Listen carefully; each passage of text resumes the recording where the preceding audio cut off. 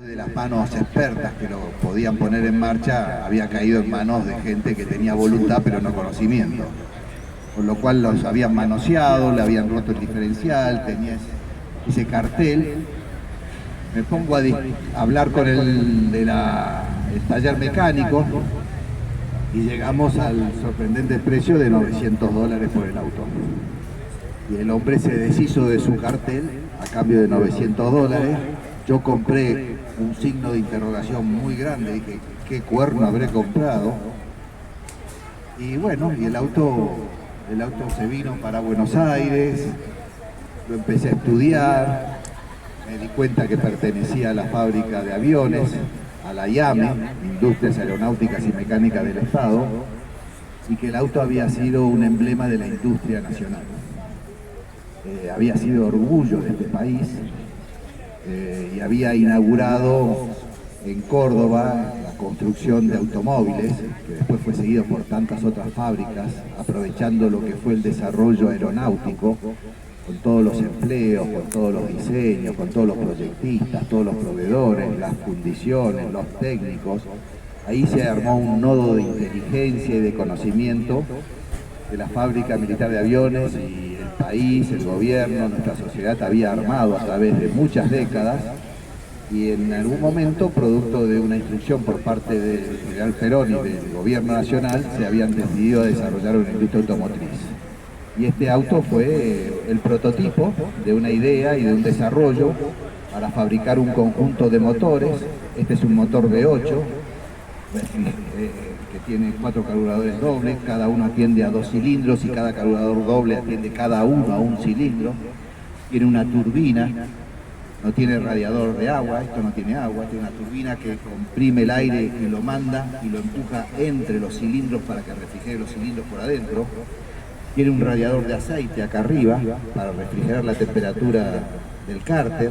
El cárter a la vez tiene una serie de conductos y ventanas que permiten su refrigeración.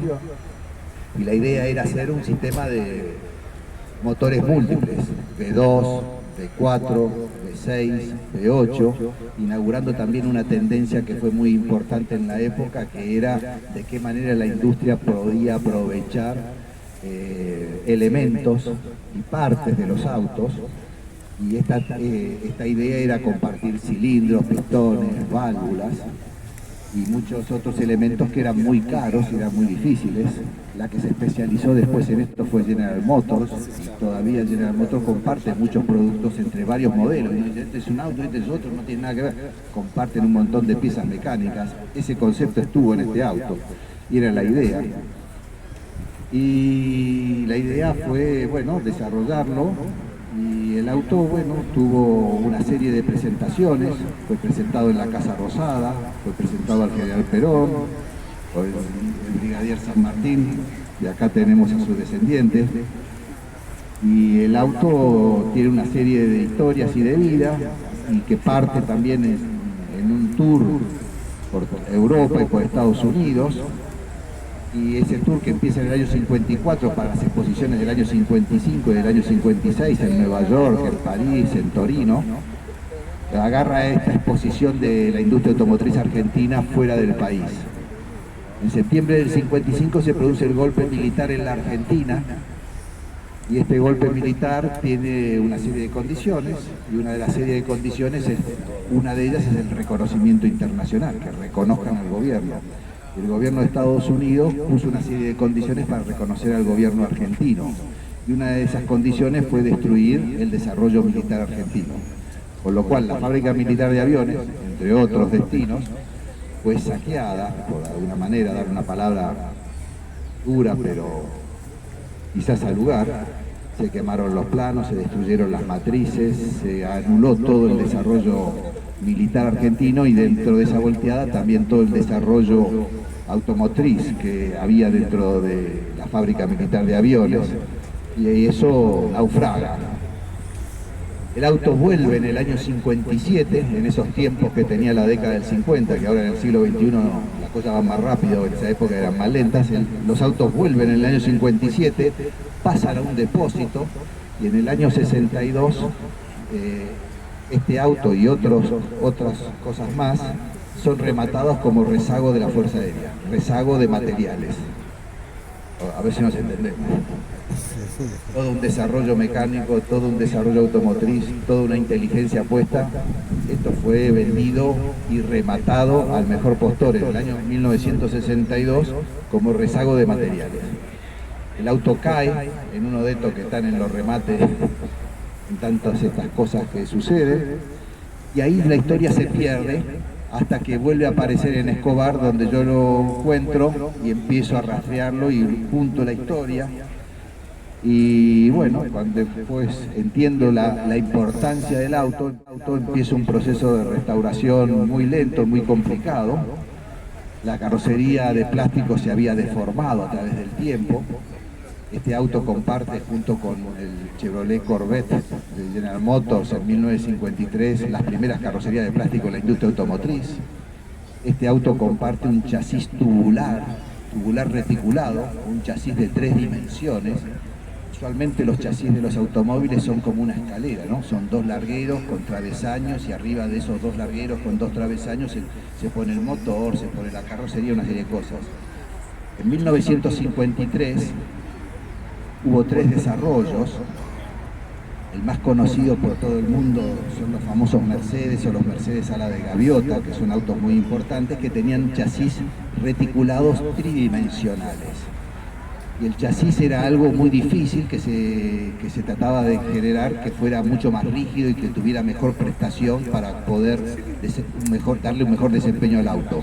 Entonces, el chasis de este auto está puesto acá. Por eso este auto tiene una puerta que está un poco alta. No sabían cómo hacer para bajar el chasis.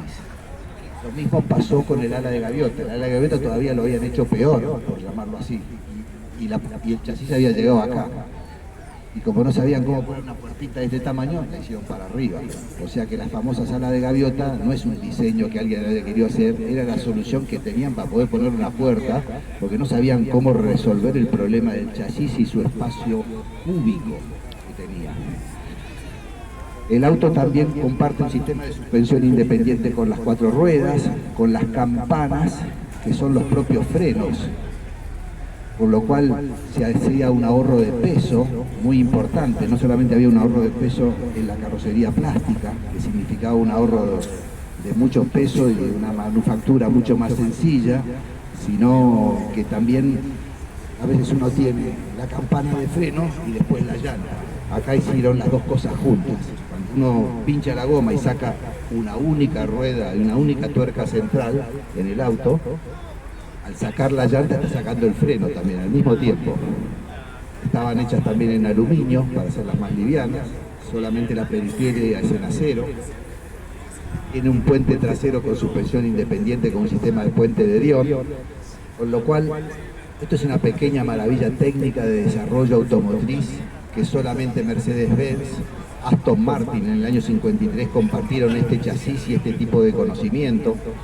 El desarrollo de los sistemas modulares de motores, que después General Motors hizo de eso un gran ahorro y una gran arma de competencia de costos frente a otras terminales automotrices, las carrocerías de plástico. Pero bueno, como a veces nos pasa a los argentinos, lamentablemente no sabemos apreciar lo que somos ni lo que hacemos y tampoco nos ponemos de acuerdo. Y este auto, con este esfuerzo y todos estos desarrollos, terminó siendo rematado como un rezago de materiales. Tengan un lindo día. A ver si le... Ojo que no es que sabemos todo, pero... me pregunta muchas cosas de mi señora. Claro, y sobre todo de números.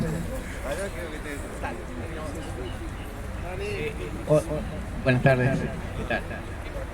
Yo simplemente quería agregar a lo que magníficamente desarrolló Daniel, de que el autor de este motor es el ingeniero Ambrosio Tarabella, un hombre realmente extraordinario, y hay una pequeña anécdota cuando se hizo el chasis de este auto.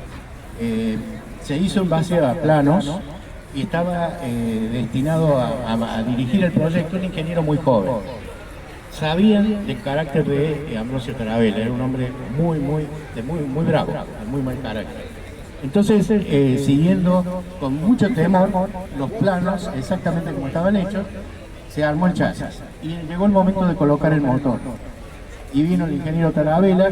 El ingeniero, joven, no se animó a estar presente en ese momento. Entonces cuando empezaron a colocar el chasis, había un travesaño que estaba molestando. No pudieron poner el motor en su primer intento. Justo en ese momento entró al hangar el ingeniero tan joven.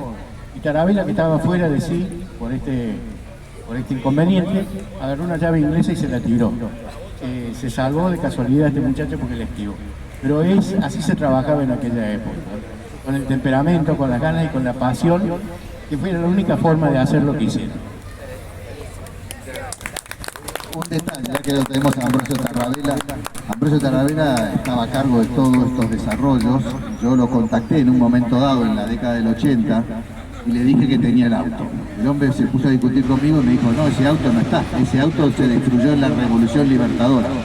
Entre todo el tumulto que existía en el año 57 dentro de la fábrica, no había una idea clara de qué se había destruido y qué no se había destruido.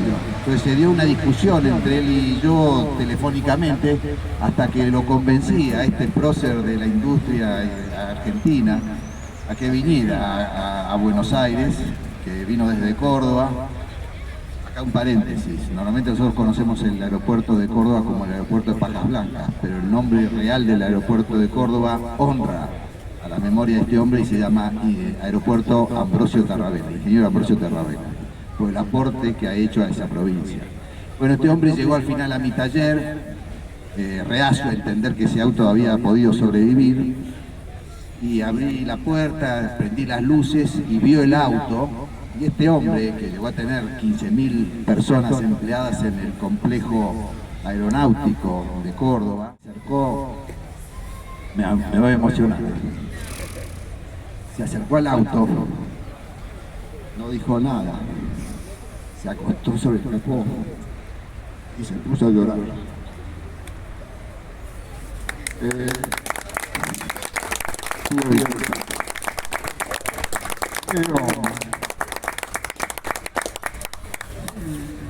Yo no quería contar esto porque siempre pasa lo mismo. Pero es una vergüenza que hayamos destruido lo que supimos construir. Digo, bien Dani, la verdad que es muy bien explicado, pero que digo, te da esa tristeza porque otros que pusieron toda su vida prácticamente, como Juan Ignacio San Martín, el abuelo, Tarabella, un ingeniero Gómez, Magallanes, muchísimas otras personalidades que aportaron y dieron horas y horas de su vida para dar esto, otros lo hayan destruido de forma tan ruin, la verdad, que destruir eso. Y ni hablar la parte aeronáutica, aunque tendríamos que tener otro buen rato, que creo 15:30 vamos a hacer otra charla con acá Juan Ignacio San Martín sobre una breve reseña de la fábrica de aviones y todo también la parte automotriz. Quería hacer una pregunta. Dale, no queremos dejar a nadie con dudas.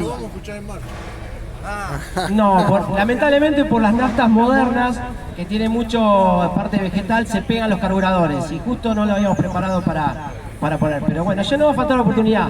En marzo vamos a hacer una Expo IAME.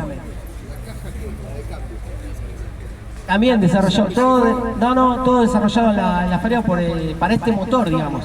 Esto se desarrolló todo por el Ambrosio Tarabella, el ingeniero. Sí, no hay nada importado. Se puede decir que es un auto 100% nacional. 4 cambios, una marcha atrás, suspensión independiente con un diferencial también muy interesante. El auto debe tener no mucha potencia, debe tener unos 140 caballos, 3 litros de cilindrada. Es un auto que se comporta muy bien. El auto yo lo he usado, es un auto que puede hacer un crucero de 140, 150 muy cómodo. Debe tener una velocidad máxima de 180 aproximadamente. Pero lo que hay que tener en consideración en este caso, las personas que entienden aproximadamente lo que es el desarrollo de un automóvil, esto ha sido un prototipo. Cuando uno hace un prototipo, luego saca conclusiones y dice, bueno, el volante tenía que ir un poco más abajo, el motor un poquito más atrás, y hace una evolución. En la historia del automovilismo y el coleccionismo de los automovilismos se reconoce que el auto más importante es el número 1, porque es el que abre las puertas de un diseño de un modelo, y después el más efectivo es el último, porque es el que le corrigieron todos los detalles. La pavadita, un rulemán que estaba mal calculado, una chaveta que estaba mal puesta y que no era la que requería. Entonces se producen una serie de cosas. Entonces si este auto tiene ese desempeño, siendo un prototipo, si esto hubiera tenido una evolución de 4, 5, 6, 8 o más autos, hubiera tenido un desempeño realmente destacado. También creo que faltó mencionar que se sentó en su volante Juan Manuel Fangio en el Gran Premio de 1951 de 55, perdón, de Fórmula 1, que no es poca cosa también para el historial del vehículo. Así que, bueno, acá... Y manejó un prototipo. Seguro que le habrán dicho que afloje un poquito el pie y esas cosas, ¿no? Pero bueno, así creo que concluimos una hermosa charla en esta tarde de este auto que siempre nos pregunta mucho la gente. La verdad que es un gran desconocido y como argentinos tendría que ser un gran conocido. Entonces es una joya, como dijo Dani, del automovilismo y del diseño, ¿no? Cuando vos estás trabajando con diseño industrial, el prototipo es justamente eso, es una prueba. A partir de eso empezás a producir en serie. En serie es después, el prototipo es prototipo. Entonces ahí empezás con todas las mejoras. Pero ¿qué pasa? Vos tenés que, con el prototipo, tenés que dar la información para que se pueda producir en serie, si no es una artesanía. La producción en serie es diseño industrial. Por eso, ahí te pasó. Por eso también es muy injusto cuando decían, esto era una porquería. No, también son prototipos, o sea, a un nene de 2 años, ¿qué le vas a cortar las piernas? Porque no camina, debemos decir. Entonces, bueno, esto había que desarrollarlo, mejorarlo, eso es lo que a uno le da bronca. Pensá que hay modelos que tienen 2 años nada más de desarrollo y faltaba un montón por hacer. Entonces, bueno, creo que esas críticas son muy injustas en estos vehículos. Una cosita más, no quiero robar mucho tiempo. Argentina fue el segundo país en el mundo que utilizó este material para la fabricación de carrocerías de autos. El brigadier San Martín hizo una investigación, yo no quiero contar tanto en detalle, pero lo que sí les digo, que la utilización de este material fue uno de los planteos que se le hizo después de la revolución al brigadier para comerse 3 años de prisión. O sea, también está vinculado políticamente en ese sentido. Y una última anécdota. El ingeniero Tarabella, cuando hizo el desarrollo de este motor, la pieza más crítica es, lógicamente, el cigüeñal. Entonces, él se consiguió un cigüeñal del Ford V8, el AB59, que usaban en el turismo carretera. Hizo hacer 2 cigüeñales en la fábrica, los hizo templar de distinta manera y quería hacer la prueba de dureza del cigüeñal. ¿Y cómo hizo? El pabellón número 1 de la fábrica es un edificio que tiene 3 pisos. Subió con los 3 cigüeñales, hay una playa de pavimento abajo, los tiró y comprobó los daños y demostró que respondieron mejor a la prueba los fabricados por nosotros que los de Ford. Ese es un comentario que hace Tarabella en su libro. Los 70 años de aeronáutica, ¿no? Bueno, yo creo que, no sé si a alguien le quedó alguna duda, creo que es una muy completa y breve e informal charla y bueno, esa era la idea, de que todos podamos conocer un poquito más de este vehículo. Ya les digo, 15:30 aproximadamente, 16 por ahí, hacemos una charla sobre la historia de la fábrica militar de aviones, IAME, DINFIA e IME, y bueno, también vamos a hacer este tipo de cosas. Cuando termina Juan Ignacio de dar su charla, hacemos algunas preguntas a alguno que le quede alguna duda. Es una linda oportunidad. Sí. Claro, eso es verdad. Sí, Cuadrilla termina con eso. Dani siempre nos presta y él sabe lo que nosotros llevamos, este mensaje de que todo lo que se puede lograr en bien común de todos los argentinos no puede volver a pasar esto de que una joya mecánica se venda como rezago de aeronáutica, jamás, que no vuelva a pasar nunca más. Muchas gracias.